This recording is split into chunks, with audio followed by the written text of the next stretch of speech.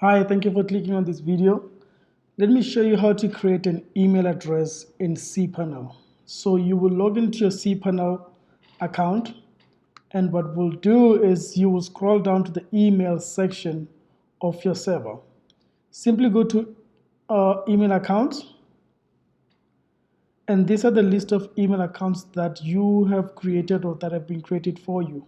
So what you can do is that you can come to create, but before we hit create, note above here, it says 495 5 used. These are the number of email addresses you can create. So this account allows 500 email addresses.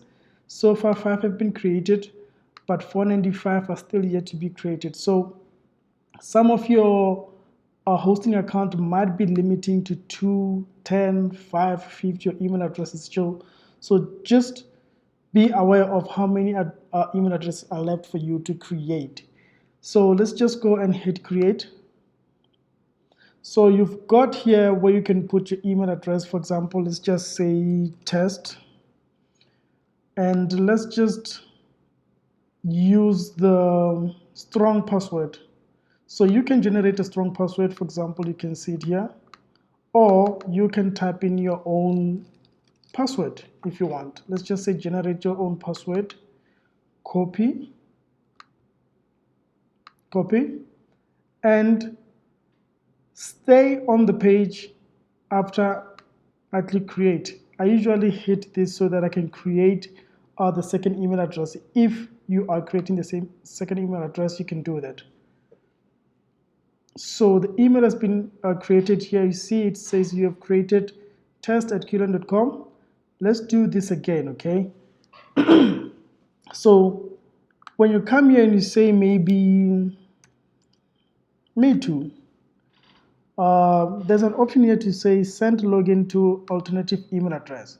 So let's say you're creating an email address for somebody who has a Gmail or iCloud, and you don't want to set the password for them. You can enter their email address here, okay? And afterwards, so let's say maybe test@qlen.com. So what's going to happen is that when you hit send here, when you hit create, it's going to send a link to this email address here. And what's going to happen is that that person is going to log into, excuse me, that person is going to get this email. They will click on the email address and then they'll be able to create their own password. So usually when I create email address for people, what happens is I prefer to create passwords for them and store them in a safe place, because clients most of the time what they do is they would request for their passwords. So I usually just create them and store them in a secure password. So here you can see that now we have 7 email addresses used, and then there's 493 email addresses used. So that's how you create an email address. To view the emails from the email address that you've created, you can go to check email addresses. So let's look at the email we created, which was test. So you can click here, then it will open a new tab, and that tab, for the first time, it will give you these options to choose which of the softwares you'd like to open your emails with. So just hit open my inbox when I log in with RunCube,